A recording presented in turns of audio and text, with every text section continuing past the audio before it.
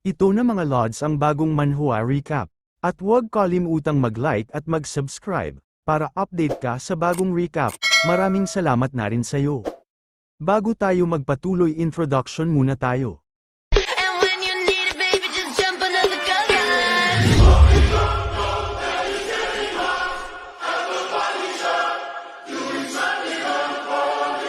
Nagpatuloy ang kwento. Sa gitna ng mga usap-usapan, makikita natin ang mga lalaking nagulat sa narinig. Isang tao ang sumigaw at nagsabing, "Kambal na multo ba ang tinutukoy mo?"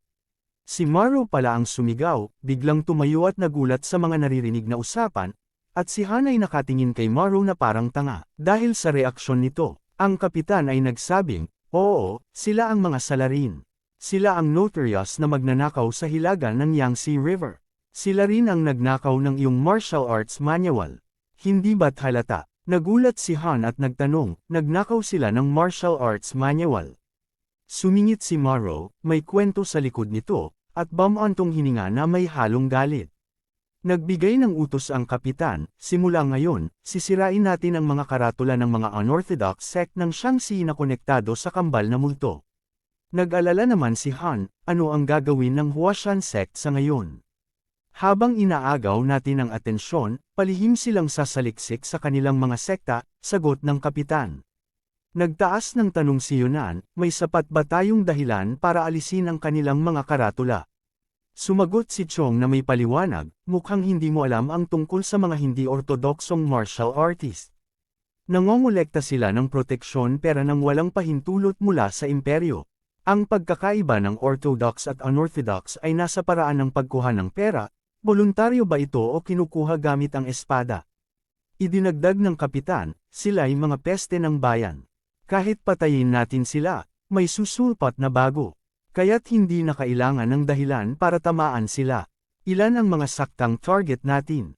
Tanong ni Yunan. 5 sa ngayon, sagot ng kapitan. Ako ang bahala sa 2.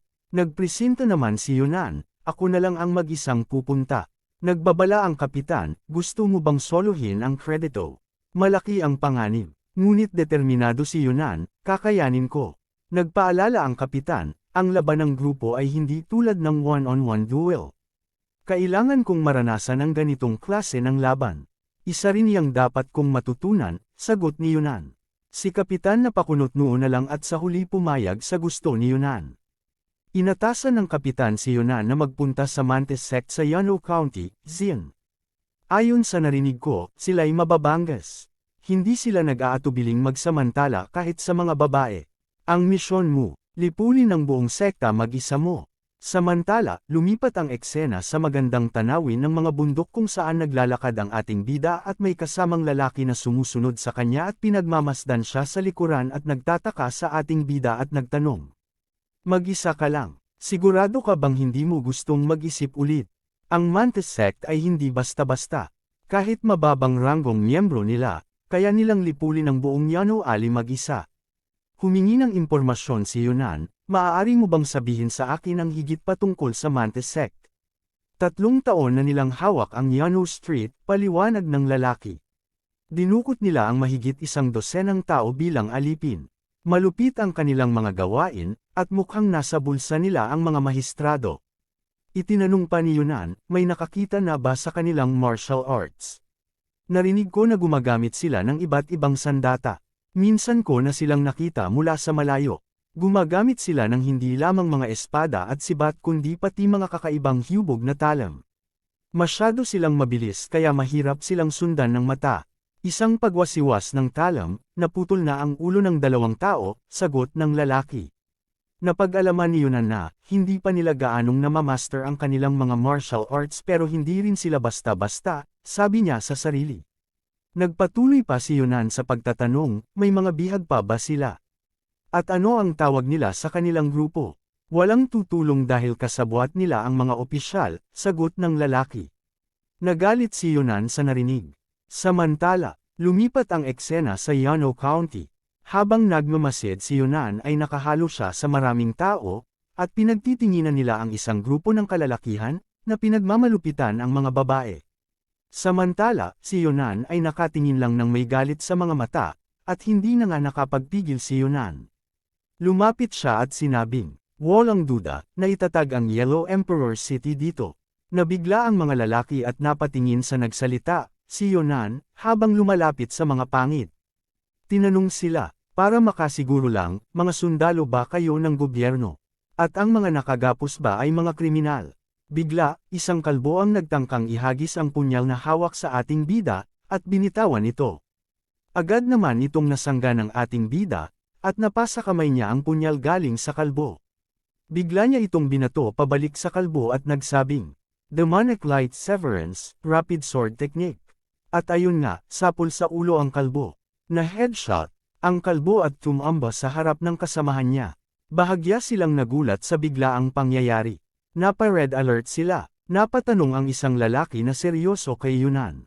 Mahusay ka para sa isang bata. Saan mo natutunan ang iyong martial arts? Ang tindig mo sa dagger technique ay parang may kulang. Tama ba ang naging turo sa iyo? Si Yunan nakatitig lang ng matalim sa kanila. Samantala, isa pang lalaki ang lalapit sa ating bida, na hakmang bubunot ng espada, at nagtanong kay Yunan. Mabilis ka rin ah, anong martial art ang ginamit mo? Si Yunan ay napabunot na rin ng espada at sumagot. Isang pansamantalang teknik lang, anong tawag dito? At ang lalaki naman ay tuwang-tuwa sa pagkakita ng espada ni Yunan, at sinabing, ang espada na yan. Kung iaalok natin ito sa lider ng sekta, at naputol ang sasabihin ng lalaki nang biglang dumaan ang espada sa pagmumukha niya, at nahati sa dalawa na para bang cake na inati. Gulat na gulat ang mga lalaki at mga tao sa nakita, at ang nasa harap ay pinagpapawisan ng matindi sa nasaksihan. Hindi makapaniwala, samantalang si Yunan ay napaka-chill lang. At ayon na nga, dinaanan lang sila ng lightning genius ng napakabilis. Winasiwas ang espada ng napakabilis. Nagsabing, Demonic Light Severance, Rapid Sword Technique. At pinaghati-hati silang lahat. Ang mga lalaki ay nataranta na lang at nagulat, at bumagsak na lang ng walang kamalay-malay. Samantala, ang mga taong nanunood ay natulala at nagulat, hindi makapaniwala na nagawa iyon ng ating bida. At si Yunan ay nakatayo sa gitna at kaharap ang mga babaeng nakagapos. Nang biglang sumugod ang mga commoner na lalaki, dali-dali nilang pinuntahan ang kanilang mga asawa sa pag-aalala. At nagpasalamat sila sa ating bida. Sa likod ni Yunan, ang tour guide niyang lalaki shock pa rin sa nangyari. Nagulat siya nang tanungin siya ng ating bida. Paano naman yung Mantis sect? Tanong ni Yunan sa lalaki. Nagulat si Tanga at itinuro ang lugar. Nandoon sila, sabi ng lalaki kay Yunan. At naglakad na nga ang ating bida patungo sa lokasyon ng sinabing lugar, nagtitinginan ang mga tao sa kanya habang paalis. At sa wakas, narating ni Yunan ang lugar, nakatingin sa gate, nang bigla niya itong sipain ng pagkalakas-lakas na lumikha ng pagsabog at usok sa paligid. At humakbang na si Yunan palapit, hawak-hawak ang espada, na ikinagulantang lahat ng mga lalaking pangit sa loob. Samantala, ang ating bida ay cool lang. Isang napakalupit na entrance ang nasaksihan ng lahat, sa pagdating ng ating bida mga lords. Haharapin ni Yunan ang Mantis sect, kahit gaano pa sila kalakas. At dito na nagtatapos ang ating recap. Maraming salamat sa iyong panunood at suporta sa ating channel. Kita-kits tayo sa next video. Abangan!